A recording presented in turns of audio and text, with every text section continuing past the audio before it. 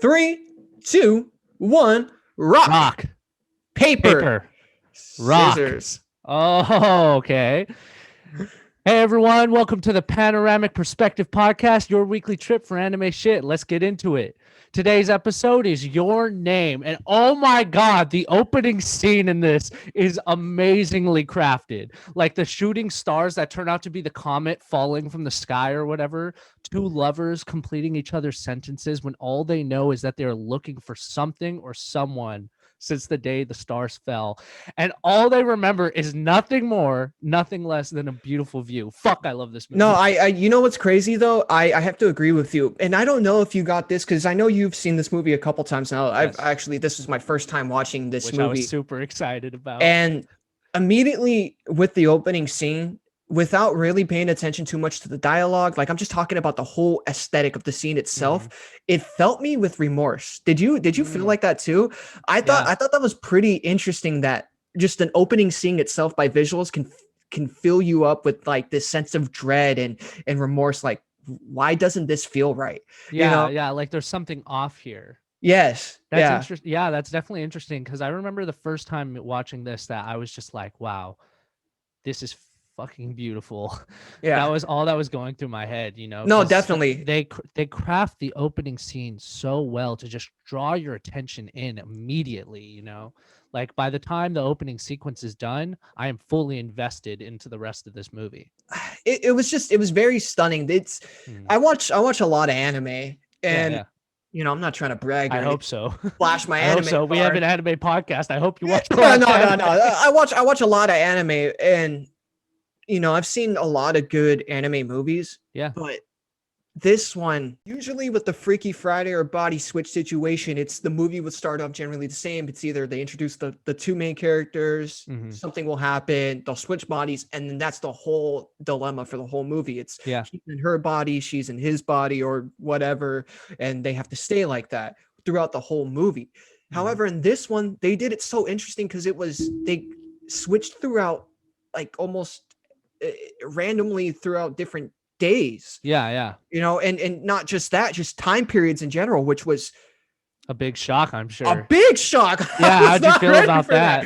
Dude, I was not ready for that whatsoever. No, yeah. It definitely hits you. I remember I was sitting there and I was just like, wait, what's going on? What's going on? Exactly. And then you find out and you're like, wait, what?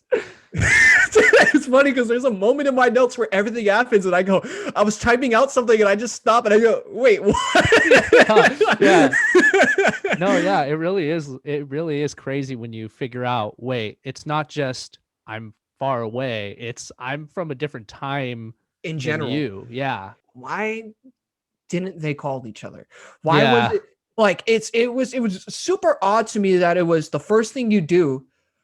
I mean, I'm not trying to like it's hard to say, if I'm in that situation, I would do this. Yeah. But if I was in that situation, I wake up in a chick's body and I slap myself. I'm not dreaming, I'd probably look for her phone. I'd be like, what's my number again? Oh, and call. Are you this is kind of weird. Are you me? This is kind of a weird Monday. Like, what's going on? But it's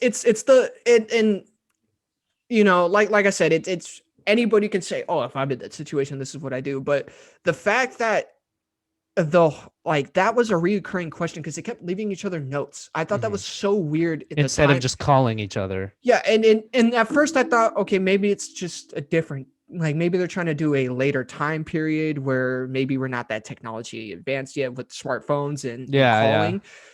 But they have smartphones. They show it off all the time. He literally, she picks while she's in Taki's body, she picks up his smartphone and scrolls through his daily planner.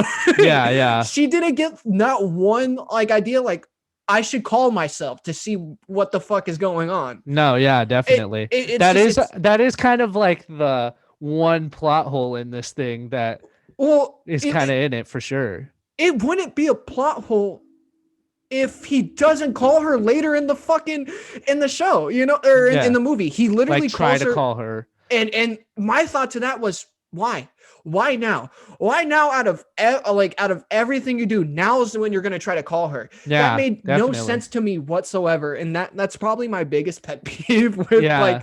like the movie was just it's a modern day. Nobody leaves notes like that.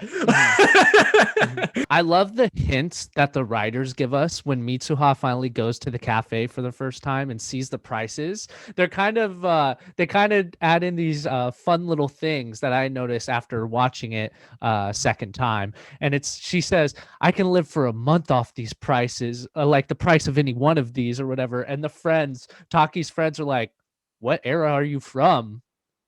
You know what I'm saying? And I just thought that was kind of fun because obviously she's not from a different era. Like prices haven't but changed that much. but But prices change as time. well, not that much. That's what Well, I'm yeah, saying. but I It's mean, not. but I mean, it goes up a little bit, like Yeah, but I think it's mostly them just like putting trying in to a hint. joke. Well, Yeah. I don't even think it's a hint. I think it's just a fun thing if you watch it again because Mm. there's no way if 3 Yeah, I years. was about to say it's only like a 3-year difference. So I'm not saying it because of, the prices actually are different or whatever. It's just what era are you from? Just kind of having the writers kind of having fun and fun with kind of their throwing that little plot in. twist. Yeah, yeah. Oh So man, they'll never see this coming. Let's throw in some fun little jokes. yeah, yeah. So you only really get those little fun writer moments when you watch it more than once. So I thought that was cool. No, definitely. I That's mean, something I would do. I mean, if I was a person who made an anime movie and I had some crazy twist with time or something like that, I would definitely have these little jokes in there. Yeah. yeah. Yeah. So for people to like go back, I mean, it gives it rewatch value. I really love the sequence of them figuring out what's going on. And instead of having this whole 40 minutes of the movie developing, the rules and all this stuff, they do this like quick compilation with almost like a music video, of them developing rules and living each other's life properly. And they do such a good job at getting the information through, but also developing the relationship in that moment. Yeah. I love this one quote they have where the girl, Mitsuha, is like, "You're working too many shifts." And Taki's like, "It's because you keep waste money." spending my money. No, Yeah. I definitely love the whole little back and forth that they did. That whole Yeah. moment built so much character between the two, and Yeah. it definitely showed you that because during this it's Misoa is trying to go for the girl for Taki because she Mhm. thinks Taki is into like that chick, right? But Yeah. really, it's they're getting to know each other on a different level that humans can't really get to know another person. They're Yeah. literally Yeah. living in somebody else's body, living in their shoes to understand everything about this person. Yeah. Exactly. And I just thought that was so cool to show an emotional connection being built up that way. Yeah, yeah, and they're able to explain all this information that could have made the story kind of bland, sitting there and developing these rules and speed by it in a way that is And super entertaining so 80s that they can 80s like montage way, bro. yeah, yeah, so they can invest more of their time on the more important and amazingly crafted elements of the story. I just thought that was such a smart move and such a well-made moment, compilation of getting by that information. No, definitely. Yeah. And like throughout this whole little moment too, they even have usually I'm not a big fan for straight up explain like tell me what's going on in your story, but uh, oddly enough, Your Name does it, but they don't do it bad. They do it in a Because way.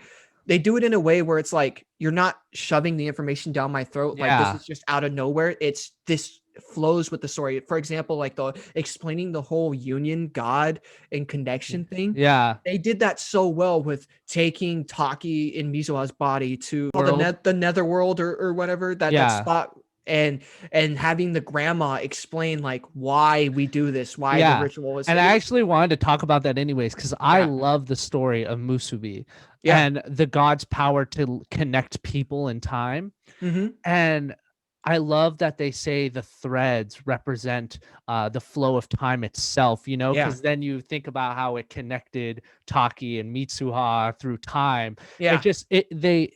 It connects everything together so well. So And I want to say that Musubi is a connection, whether it's time, relationships, or you eating something. mhm. I think Musubi is supposed to be connections, and his power is connecting one thing to another. Like that's what Musubi is what I got from it. In that sense, are you talking about connections as like how strong a connection is between two or between people or between not just people but life itself It and just, everybody yeah, just involved in it. anything. He is connections. Whether I'm connected to my phone when I use it, it Mm-hmm. becomes, a part of Musubi. me or Yeah. anything. That is musubi, is what I think they were explaining it as, you Okay. know. And Yeah. that's why when Taki drinks the alcohol that Mitsuha creates, he's finally able to see her because Musubi connected his soul to Mitsuha because the alcohol Mm. was half of Mitsuha. It was half of me. So right, Yeah. right. So that's how Musubi kind of worked in that story there. The big question I kept asking myself was, are they falling for each other or are Mhm. they falling for their lives? You know, and Yeah, interesting. that's something that I kept asking myself until like the big reveal of no, they want each other. It's Mhm. because it was coming off a little bit as both. It was Misawa kind of got what she wanted with being a boy in Tokyo, and she's experiencing love in a way Yeah. with a female and just a different look of life. Yeah. So I took that as like when they were waking up with tears, almost as I love that life. Oh, that's very interesting. Are you talking about the time when he's going to on the date with the girl that Mitsuha set up? Is that the tears you're talking about? Or are you Uh talking about when he so it's she sets up the date and then she wakes up in Mhm. her body with tears. Yep. That's what I was talking about. Like that's what made me start questioning like are and he does a I similar thing after Yeah. when they show his point of view and it made me start questioning like are they falling for each other or do they Mhm. just love the I life? actually have an interesting take on that one, Oh, that let me hear it. moment. Yeah, Yeah. so when Mitsuha is thinking about his date and starts crying, and I was wondering, like, what if she started crying because Taki was connected to her? And at this time, we don't know that Taki was there, right? Or at least the Hmm. Taki in the timeline of drinking the alcohol. So not the Taki in that present tense, the one who learned about Musubi and woke up and had the date, but the Taki further in who drank the alcohol and connected to Mitsuha. Because then you have that moment of him seeing her in front of the mirror and him shouting for Mitsuha, saying like, "Oh, you need to run, like you're going." And because of that connection, she connected with Taki's emotions and she couldn't Mm. help but cry. And that's why she was wondering why she Mm. was crying. It wasn't because of the date. It was because Taki was there, just a different Taki. Different talkie. Yeah. Oh, that's good. You know Yeah. what? Yeah, no. Oh, good movie. Good movie. So, you know, when my brain started breaking is right after like they show the what was it? Festival with the Mm. comet Yeah. and the comet comes Yeah. down. Immediately my first thought was, "Oh, she died." Right? Yep. Yep. And then they start going to Taki, and then Taki finally calls her at this moment, and he's just thinking about everything and like, oh, maybe I should just go see her. I kept asking myself, like, why does this feel so weird? Like I knew she was dead, but I was like, why does this I had that feeling of dread and remorse from the beginning Mhm. again. Like, why Yeah. does this Yeah. feel wrong? Like Mhm. I know it's gonna be she's dead or whatever, but why does it feel wrong Yeah. in, Yeah. in the sense like why does it feel like something's not right? And then they finally get there and then they do the whole big reveal of, oh, this happened 3 years ago, you've been talking Yeah. to a ghost. That blew my mind because it really it took the whole movie, Mhm. turned it all around, and it kind of ruined like the whole way I thought the movie was going, which I Yeah. like. I feel like not enough movies, whether they're blockbuster hits, live action or in general, can do the whole plot twist 180 different movie Well, take well, well, and I they did feel it I feel like so they well. try and it just doesn't connect the way they It, want it to. But in this yeah, movie, it like connects more than what they probably expected. right, because I Yeah. mean, I'm not gonna lie. At first, it's a little much, and you're like, wait a minute, what? Yeah. No, there's no It's way. overwhelming. Yes, it's Yeah. overwhelming. It definitely Yeah. is because I had mixed feelings. I won't lie. I had mixed feelings when they first introduced that. And I remember sitting there watching it and just going, I don't know how I feel about this. I really Mhm. don't like to me, that was like it's either this is going to work and it's going to make the movie good, or this is just going to be like every other Hollywood or, big movie plot twist where you fucked up your movie at the end because you didn't know where you were going with it. Yeah. But no, they knew where they were going with it since the beginning, and it shows really well. Definitely. God, just when he reads her name in the book, especially. Oh, that moment. Yeah. Literally when it's just the Book of the Dead, and he turns the pages and he finds her name and he stops on it, and then he starts going through his calendar and stuff, and she's literally fading from his memory and his phone and his life. And it was so much. Just talking about it right now is giving me like goosebumps and chills, because it was a very powerful and effective moment. Something that I found very interesting and that I really loved that they did was showing Mitsuha actually going to go see Taki in Tokyo. That is a good moment. Like I wasn't ready for that whatsoever, because we have the moment where Taki goes out to see Mitsuha, but they never touch up on that until they have to in the story, which is fine by me. And the way that they do it is that solidifies, like, because beforehand it's more of reading the context clues and kind of speculating, maybe they're in different times, maybe they're in a different universe. But then because like that was that was like a big thing that I thought maybe is like, maybe they're alternate universe, and that's why he's being connected to her in like these live moments, right? Live before the comment. But then they have that moment where she actually went to Tokyo to go see him, and it was just so well crafted, because it just answers so many questions without them having to be like, here's what's going on. And I love it. I love that this show is able to I love that this movie was able to give us information from more than just dialogue, and actually able to just tell their story just by showing it. And it also is just a very heartbreaking moment. I think definitely. You're sitting there, and Mitsuha on her way there is thinking all these negative things, like how Taki might feel, just like, and then she says, oh, it's so sweet, she's like, but maybe he'd be a bit glad to see me. Finally sees him, and he doesn't know her. Then you have the moment of him running to the underworld or whatever, and he's just like, I know you met me, that whole monologue. So powerful. So powerful. The tears from him just being so strong-willed to chase after her. Just, I know you now. And that's the big thing. He's like, I've always known you. I've always known you, but I know you now. Like, I'm sorry I didn't know you that. It's almost like this apologetic thing. Like, I'm sorry for not knowing you that day. Yeah. I know you now. Because I think because of Musubi, he connected to her emotions. He realized how he made her feel. Yeah. And he's like, and now he's in love with her, So now he's like, I'm so sorry I made you feel that way. Which, like, this is kind of like an off topic, or not even off topic, but a spur of the moment note right here. But like, just thinking back on the movie now, it explains why she's still down the day of the festival. Yeah. Why she Sakura's herself. You know what I'm saying? Yeah, why she cut her hair. When they meet in the magic hour in the netherworld, and they see face to face, and he's just, they're able to confess their feelings in a way. Yeah. And he tells her, like, I'm gonna make sure you survive this night, almost. It was just so powerful. Beautiful. They utilized every form of art that they had there to the best way. Definitely. I'm talking visuals, I'm talking from visuals to music to acting.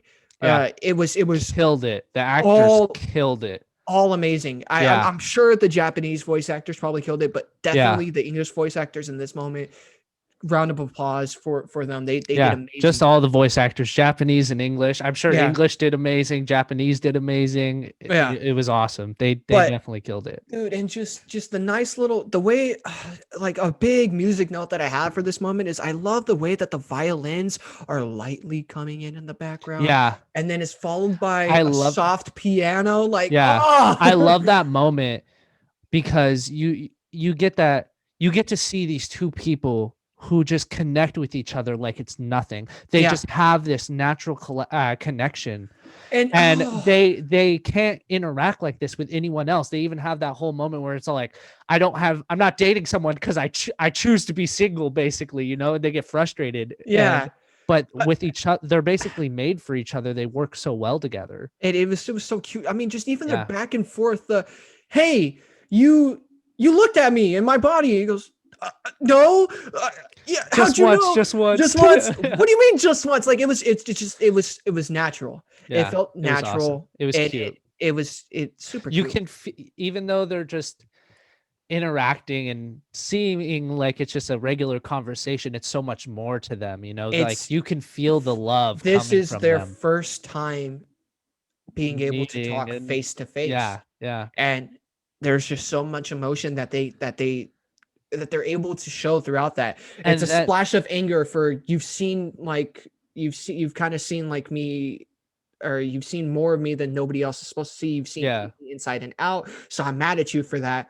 But at the same time, like, I'm happy I'm able to have you in this moment. I'm almost happy that you got to see that, you know? Yes. Yeah. Like there is a sense that I am very happy that you happen to be the person who got to see such a vulnerable side of me. Because what's the most vulnerable thing you can be to a person? Yeah, I took over their body. I took over their body. Exactly. Like that's super vulnerable. I've seen their memories and thoughts. Like it's the ultimate. That's why I think this story stands out a lot too. It's the ultimate vulnerability you can have, I feel. And then they follow it up with the writing, the names on the hand. He disappears. He disappears, you know? No, and Musubi is kind of fading away. His power is fading away, and Taki begins to forget who Mitsuha is. And he's so in love with her that you get to see this heartbreaking fight he has where he fights so desperately to try to remember her. Like, wait, why am I here? And then he's like, no, I came to save her. And he's repeating the name in his head. Just Mitsuha. Her name is Mitsuha. Wait, who? It's such a hard. And that's the moment, right? Yeah. When music comes in that you were talking about, the final, that little "what's your name" or whatever, and he yells it out, and then that beautiful, whatever. I'm gonna look up the name of the band, Radwimps or whatever, or the singer or whatever. Production on that, perfect. No, the score. First of all, just the score in this movie was really well crafted and beautiful. Probably one of my favorite anime I've seen. Yeah, this like the score goes up there for like Silent Voice, and Silent Voice is probably one of my favorite scores in any anime. I felt like this whole thing was just building up. You see them and you're like, wow, they're perfect for each other. Tell them how you feel, all the way to let's write each other's names, I'll find you. Then you have the heartbreaking moment with Taki trying to remember but can't. Then you switch over to Mitsuha, who's under the same situation, and then you bring it out with the I love you. Yeah. After Taki has already forgotten and Mitsuha is forgetting. And that's when I was literally, it was one of those cries for me the first time where I was sitting there like choking up. And then when I saw I love you, it just, bro, you know what's just tears flowing. I also really like this moment where the comet strikes and there's no background music at all. Just the sound of destruction and the lingering image of the comet's freaking impact. I have a question for you. Yeah. The first time you saw that, like, what was your feeling? How did you feel during that moment? You know, just terrified. That's what I'm saying is the way they did that with no sound, just purely the sound of the actual action that was happening with the comet. It was such a good way to make the suspense stand out and really make me question, did everyone die now or not? Good. I'm really glad like you questioned that, because they do a really good job of not showing the people, and they only show, like you said, they literally focus on the destruction to show you like how bad this was, why it's so massive when it is. And it's just, it fills you up with like this sense of, okay, it happened. And the next, for the next 10 to 15 minutes, they don't talk about it. Mhm. They don't talk about the town, or okay, 10 to 15 minutes is maybe a bit stretched, but for the next like 5 to 10 minutes or so, they don't talk about the town. Yeah. Leaving And you there to go, come on, let me know. yeah. Yeah. And you're just like, what? Did she do it? Did she not do it? Mhm. Is she dead? And they're showing Taki's point of view, and he doesn't know anything. On top of that, it's a 5-year gap. Yeah. They did everything so right to make you feel like, wait, no, what happened? And make you almost like for me, it was the sense of almost irritation because I wanted to know. Yeah. And I had this itch to know, like, I need to know if people died. I need to know if she was able to save the town. Yeah. Because I just need to know. And it's a whole 5-year gap. They're literally showing Taki looking for jobs. He's not even in high school anymore. Yeah. And it's so hard. And then they definitely finally get that one, it's like 2 minutes of just a quick remorse. And that's when they show the anniversary. It's like the anniversary of on the news or whatever. And it's like 104 injured, but no deaths. I was celebrating, boy. I literally in my chair. I screamed, "She did it!" yeah. I was juiced. Your dad and brother are just like, "What the fuck are you talking about?" Probably like sometimes I get so hyped over anime that I'll hear them make fun of it in the living room. Yeah, definitely. Everything made sense because I realized I'm watching the beginning of the movie now. And that was just it was so cool to see, like, to really understand what the opening like dual monologue was about. Yeah. And I really do love seeing things come full circle because this movie does that to where it flows so well. Yeah. It's you're having that same part that you watched just without the inner monologue thought process. It's just them going about their day, looking back because they feel like they're missing something, and we know what they're feeling. And then you get that moment of they see each other. Yeah. And it's just they're desperately trying to find each other. Each other. The climax of them seeing each other and them running to find each other, that whole part, and then them finally seeing each other on the stairs. To me, everything, the music, the quick cuts, the art, the scenery, the stairs, and them walking by each other, body language, feeling that connection, just complete, just probably some of the best storytelling right there. Just everything was clicking. That scene was everything.